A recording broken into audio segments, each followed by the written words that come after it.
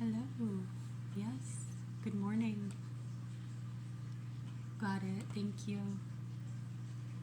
Yeah, we're just doing a little bit of reading. Probably try to talk out a little bit of that too. It's a lot of questions and people talking about a lot of that stuff, and it amazes us really how grown adults aren't talking through these things more and playing really immature games within our systems.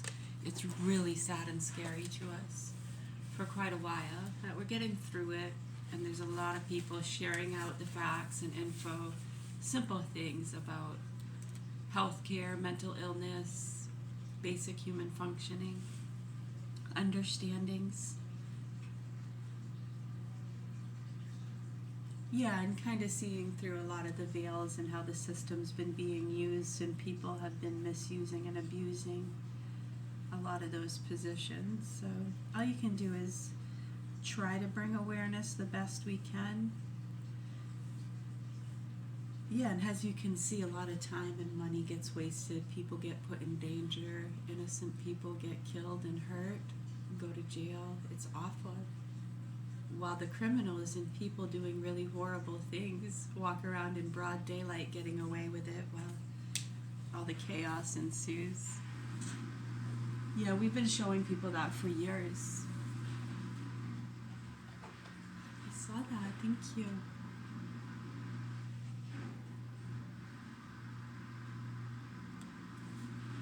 Yeah, we're gonna read some more of that. So we try to read the whole thing. Wizards. In today's episode, I want to show you a cool new way you can make some extra money as a designer or a developer. So as you know, this channel will focus. Yeah.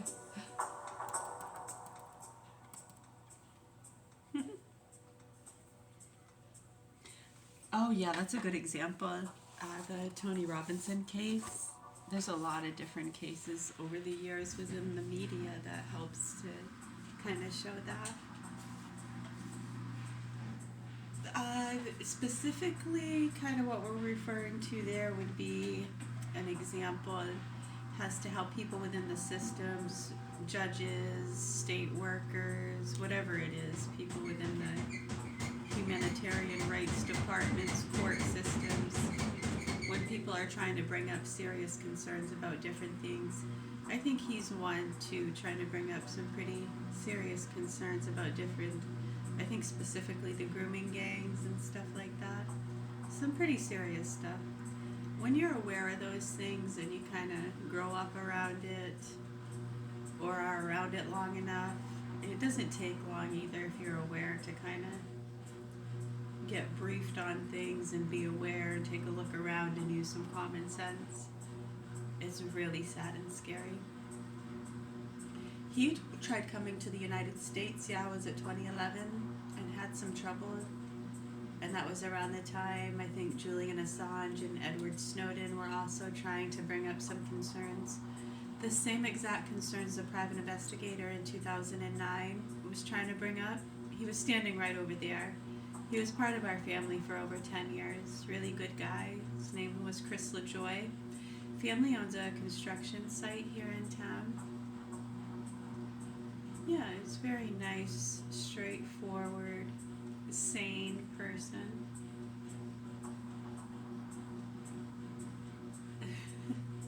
For the most part, yeah. Well, we're all a little crazy. I guess to exist in this world, you have to be somewhat crazy, yeah. Oh yeah, we're not going to do random from this. We're just going to read from our bookmark spot.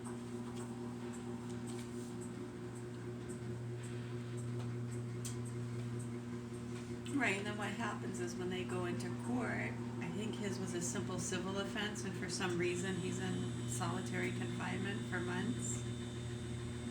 Really sad and scary. He shouldn't even be in there.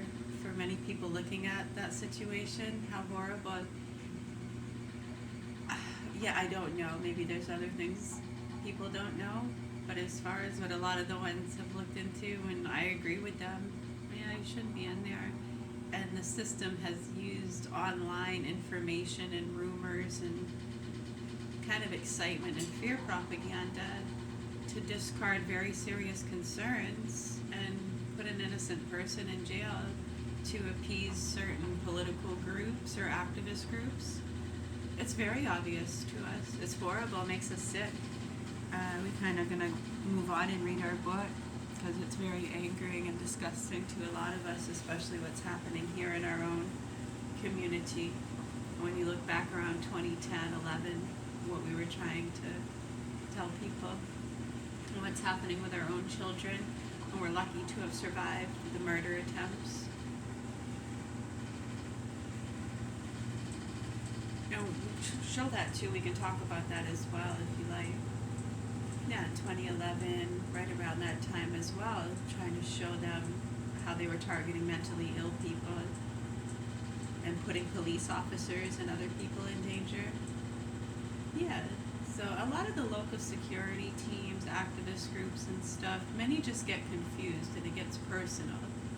And they completely don't kind of want to see what's going on and just go with whatever's going to teach whoever a lesson. It's really weird, and there's a lot of different stuff going on in the history of my family and the associations to drug cartels and things like that with my siblings and cousins. It's not a secret, and how a lot of those people get used in the mix of things and get given good deals, and the place gets flooded with drugs and everyone's distracted. Well, they're happy for a little while, right? Because they're getting fed. Yeah, and you try to tell them. You can look back on our social media all along the way. Every single day we're making posts and telling people too. Yeah, it's absolutely scary and horrible what's been going on here. Yeah, our children have been fucked and tortured for years. These are facts. And the fact that people ignore it and try to say it's conspiracy and in our heads is a whole other hoopla of scary. And for people to see how that's been done for quite a while in these sort of situations, and how these people have gotten away with those kind of crimes for, yeah, quite a while. Makes you sick. Yeah, it's horrible. Does that make sense? Yeah, so we're keeping a good eye on that and the system, and we're showing people how, yeah, we explain to them too. Different classes we do, groups. We show a lot of different emotions. We get angry. We tell people what sick fucking pigs they are. Oh yeah, right? And we tell them that. They completely like to cast that off as, oh my god, she's getting angry, she's gonna burn the place down. Is Nana and Papa okay? She's gonna kill them. Oh my god, we gotta protect these people. It's absolutely sick and disgusting what we're dealing with these hens and immature, dramatic fucking people, and we've been trying to tell them to knock it the fuck off. And they don't, and they continue on. Half of them, too, look at the fucking medications they take. Half of them are fucking alcoholics, all pilled up. Yeah, it's disgusting. We deal the best we can.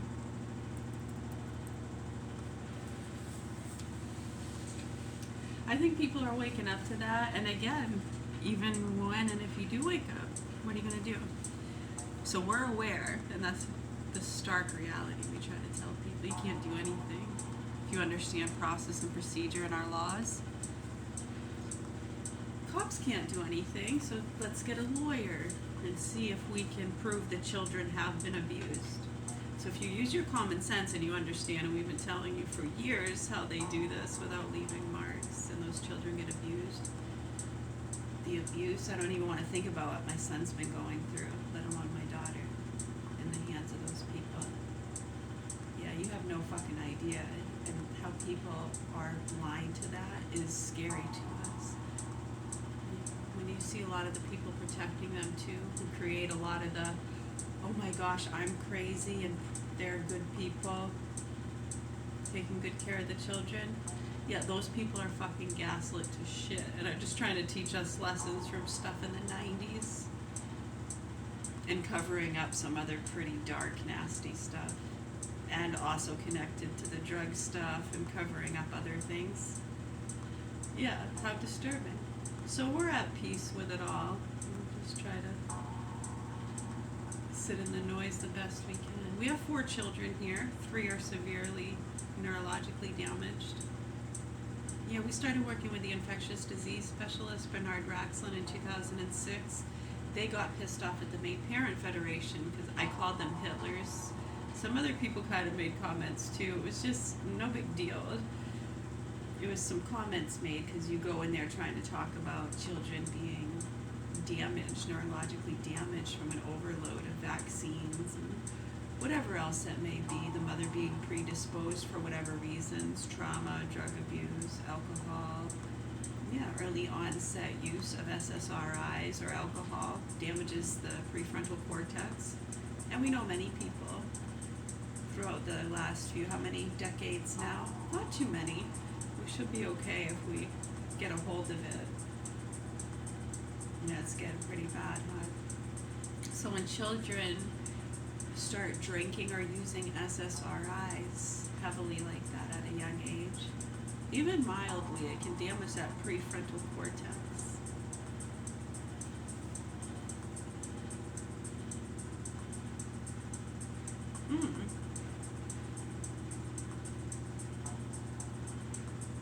I mean, it's not as though you're damaged for life now and you need to be locked away. Your prefrontal cortex has been damaged, though.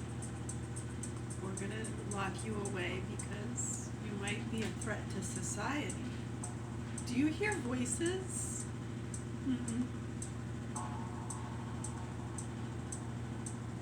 It's gotten so disgusting. And what they started doing after 2008 and 9, they got it. Well, we felt like we were at the ASPCA as well. They were ignoring the concerns with the healthcare system, the misconceptions with schizophrenia, people with crazy religious beliefs, childish. It blows your mind that we're still dealing with these things in this day and age, but what the fuck can you do when you got so many sick, fucking egoic, greedy pigs around you? I guess you just gotta deal with it.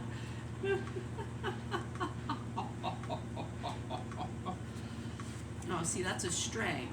So if people want to say we're mentally ill and need help, we're telling you need to get some fucking help. And that this is a strength, and we are healed, and we're okay. We're at peace. We could die at any moment. And the fact that we're able to exist in this fucking nightmare and stark reality, what it actually is, and not lose our minds and hurt other people or kill ourselves. Yeah, we've gotten a little bit loud. Maybe, right? Did we smack the wall? We screamed out the window. We said there's a sick motherfucker right next door. Because there is. And anyone protecting them is a sick fucking punk ass bitch. Yeah, you are. So hopefully you wake up and you're not protecting them anymore. And at least if you acknowledge it, that helps a little bit. Right? Hopefully it will perpetuate within the airwaves as it has been over the years, and more people are waking up. We left off on page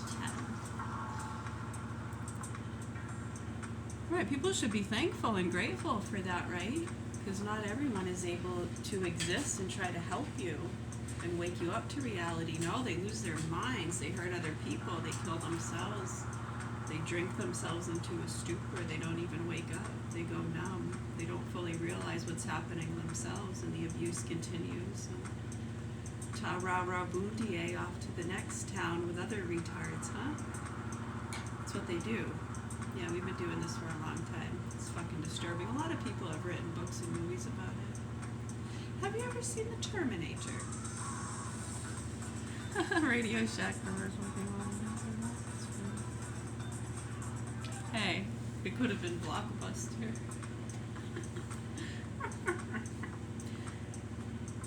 The conviction of the immutability of character has become more general only during the last century. We started reading Self-Improvement. We're on page 10. We usually do random, and we started a full read. I don't know, it could take us days. If I keep interrupting myself, I'll never get through it. This is curious because the psychologists of the 19th century neglected rather the problems connected with personality and character. One may look through the tea. Oh, there it is. Cheers. Have some green tea. It's really good. Mr. Lee's green tea.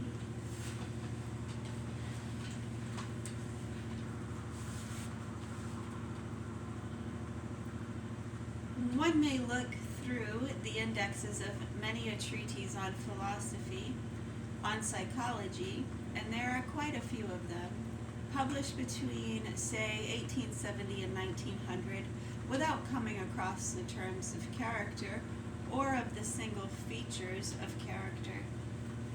Psychology was, in those years, interested too much in the elementary facts of mental life to care for the complicated phenomena of behavior, character, or personality. The conviction of character being immutable is not, therefore, derived from the facts psychology collected by its experiment and its work done in the laboratories. This conviction is more the result of a general idea of human nature, as an idea born of certain philosophies. What's that? Too astute? I can be less astute. Hold on.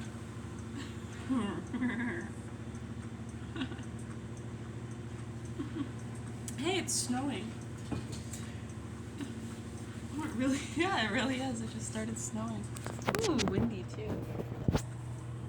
It's snowing. It's a blustery, overcast Eeyore morning. Yay! And it's Saturday. Robbie gets up to see if he wants some cocoa.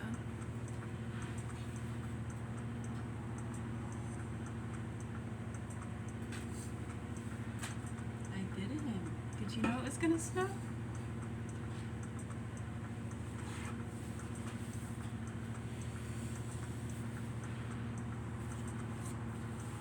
Yeah, I can read less astutely. I'm trying to practice my reading skills.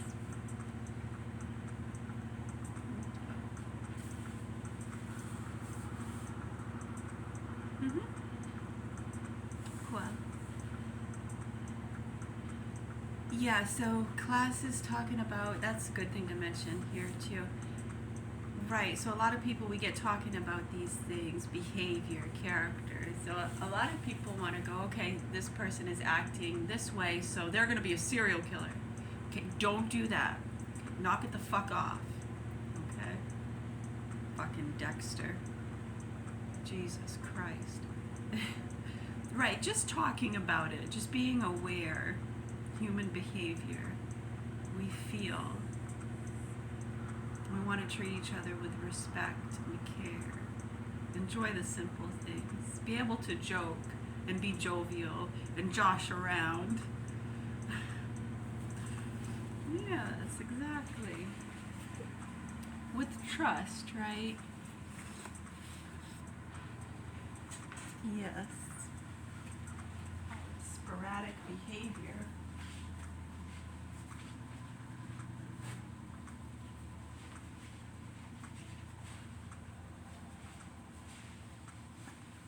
Yeah, no, on the real, we try to teach those things and how and why to be careful. We don't want to live in a bubble either, right? You have to be walking on eggshells, right? So when you're aware, you're able to move through time and space and have less bumps. Right, it all depends. It really all depends. Some are looking to bump into you purposely, so you have to be careful. Or try to make you bump into someone else. I don't know. Some make money from it. Be careful. When you're aware, it happens less. Yeah.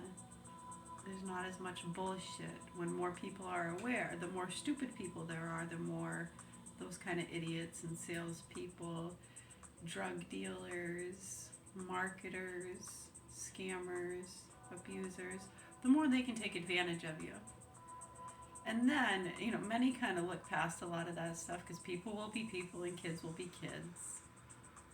And that can create layers, and then other things can blend into those things, and then everyone's just protecting each other. And the really dark stuff hide behind all that stuff, like the island. Yeah, like the Epstein Island. You have all these humanitarians and drug parties, environmentalists, activist groups.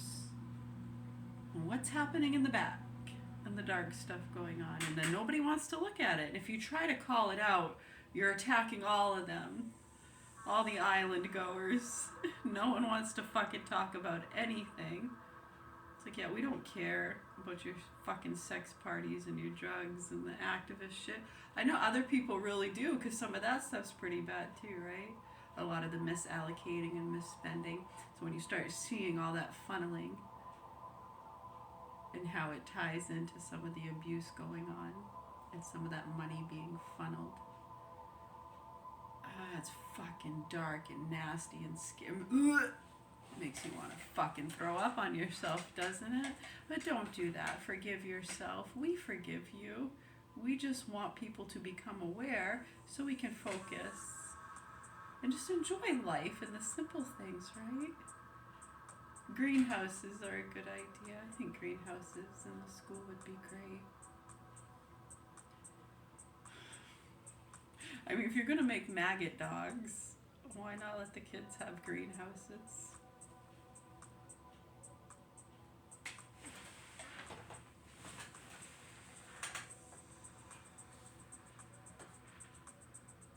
And more recreational space to do whatever.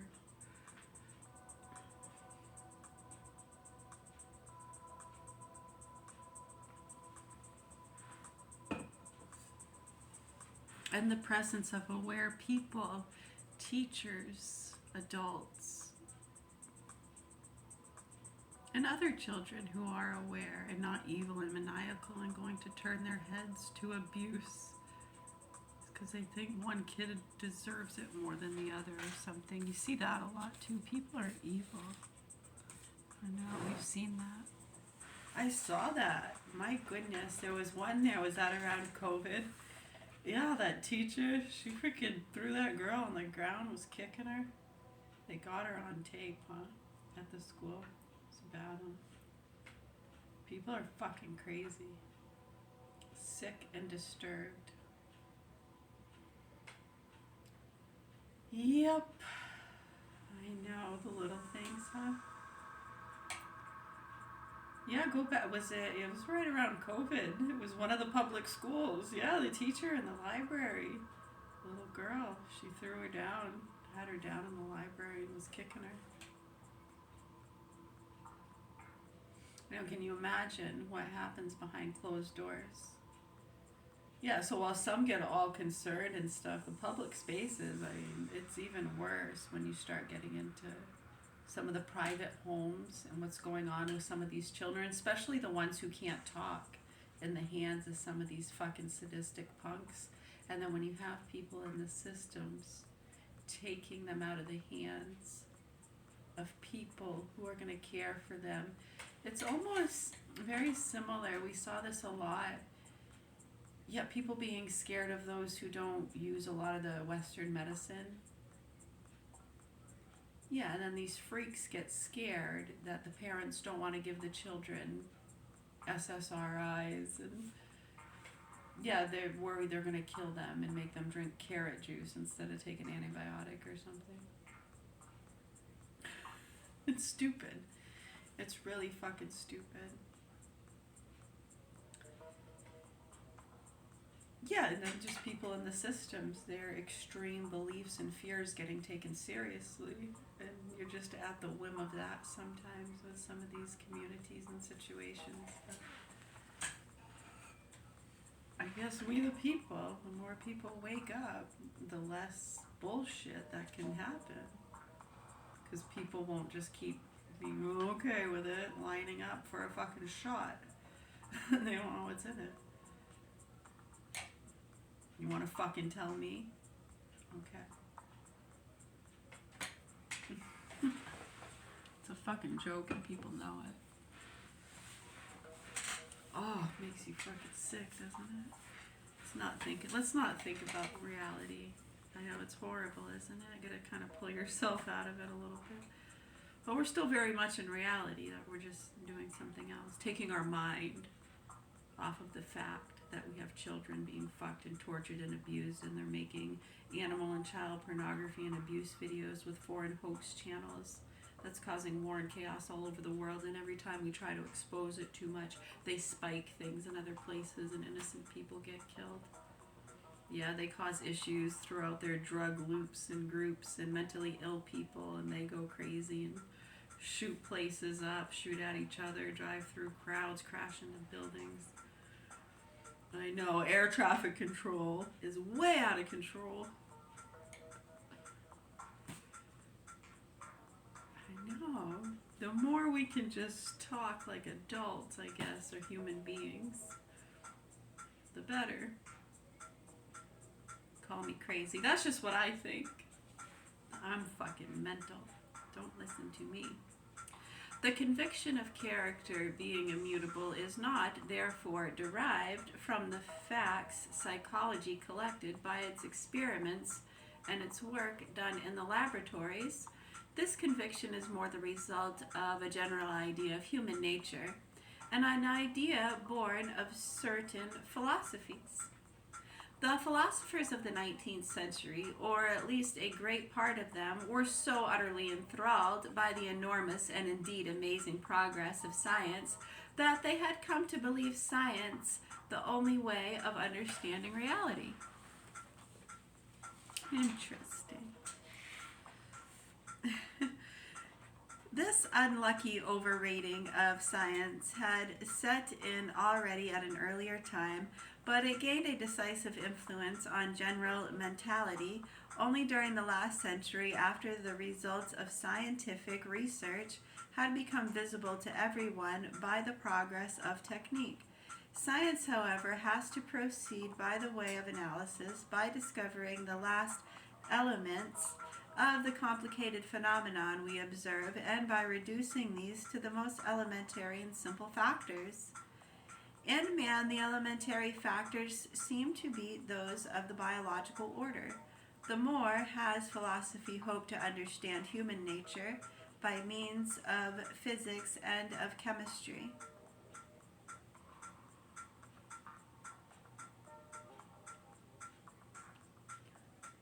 In man, the elementary factors seem to be those of the biological order. The more has physiology hoped to understand human nature by means of physics and of chemistry. Okay, I had to reread that sentence. Laws of physics, however, are immutable. They cannot be influenced by human will. Human nature becomes immutable if it depends in all its manifestations on the immutable laws of inorganic matter. This trend of thought could not but give rise to the idea of human personality being immutable in the same manner as its basis was thought to be so. But this philosophy overlooked very important and even essential facts. They had to be rediscovered, as it were, and this process of rediscovery, which has set in about the year 1900, is not as yet at its end.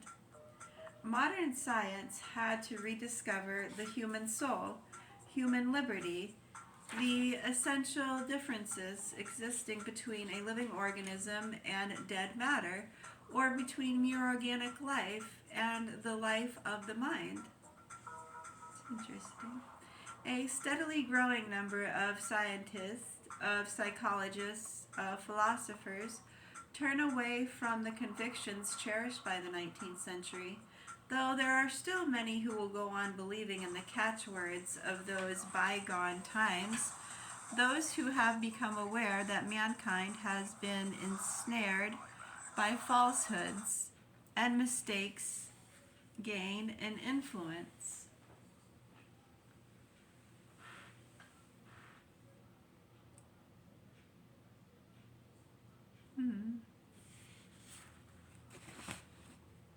1939, I believe that one was. Yeah? I got it right? Probably not that.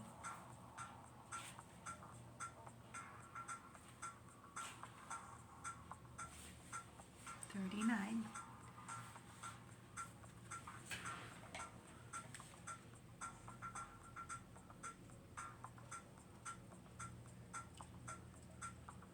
We're on this page.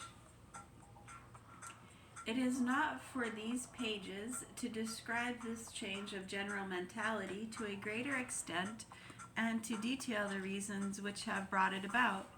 But it had to be pointed out that the idea of human personality being essentially immutable is not the result of observation or of experience, much less even of scientific research, but the outcome of very general and indeed philosophical ideas. This had to be pointed out the more because the following chapters will have to allude to general ideas and philosophical views more than once. Part 3. I cannot, I will not. Very often a person will know quite well that he ought to reform or to change and declare himself unable to do so because of the weakness of his will. This weakness is believed to result from inborn dispositions, physical constitution, or immutable temperament. Such a person is quite willing to change, at least he tells us he is, but all his attempts encounter the insurmountable obstacle of his will being too weak. Exact observation of these people, however, discloses a rather strange fact. The very same person whose will is allegedly too weak for seriously attempting, and even more so for carrying through any improvement of his moral personality, becomes, under certain circumstances, quite capable of persistence and of an often amazing power of endurance for hardships. Of this there are many instances.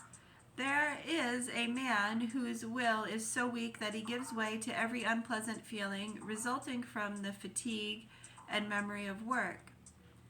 Because of this unpleasant feeling, he deserts work and prefers the life of the jobless, the vagabond, or the beggar. Such a life is anything but an easy one, and to support it one doubtless needs quite a strong will. There is a boy who has no strength of will when he ought to concentrate on his homework, but his will proves to be strong enough to make him the head of a gang of youngsters. Some people have no energy so long as there is question of work, but they have enough will left when they have to go through a long and tedious training for some sport.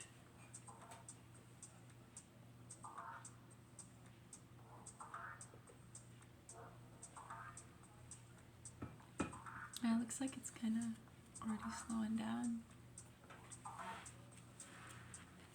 From such facts we may gather that strength of will is not a constant, and as it were, given quantity, it depends very much on the goals proposed to the will. In St. Augustine's Confessions, there is a passage very worthy of becoming the matter of contemplation for all those who complain of such a weakness of their will.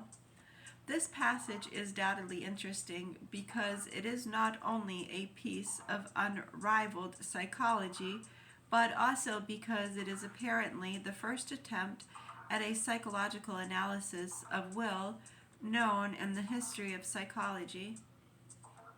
It will be well to quote this passage in full. I did then so many things, the willing of which was not the same, as to be able to do them, and yet I did not do that which pleased me incomparably more, and which I might be able to do as soon as ever I had the will to do it. Because as soon as ever I had the will, I should doubtless be willing, and here the ability is the same as the will, and the very willing is doing, and yet it was not done, and the body more easily obeyed the slenderest will of the soul by the motion of the limbs according to its beck. Then the soul obeyed itself in procuring its pleasures, which might be obtained by only willing it. Whence is this monstrous thing, and why is it? The soul commands the body and is presently obeyed. The soul commands itself and is opposed. The soul commands that the hand should be moved, and it is so quickly executed that the command can scarce be distinguished from the obedience. And yet the soul is a spirit, and the hand is a body. The soul commands that the soul itself should will a thing, and yet though it be the same soul, it doth not what it commanded. Whence this monstrous thing, and why is it? It commands, I say, that it should will a thing, which if it did not will already it would never command, and yet that is not done which it commands. But it does not entirely will it, and therefore it does not entirely command. For it commands so far only as it wills, and that which it commands is not done, insomuch as it does not will. For it is the will that commands that there should be a will, not any other will but itself. It is not then a full will that commands, and therefore that it is not done which it commands. For if there were a full will, there would be no occasion for commanding that there should be a will for it.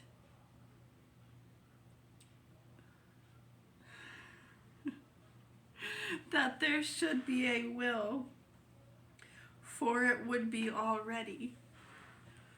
I don't know if I'm willing to keep reading this. Oh, goodness. Is it therefore no monstrous thing that one should be partly willing and partly not willing? But it is a sickness or weakness of the soul, which being weighed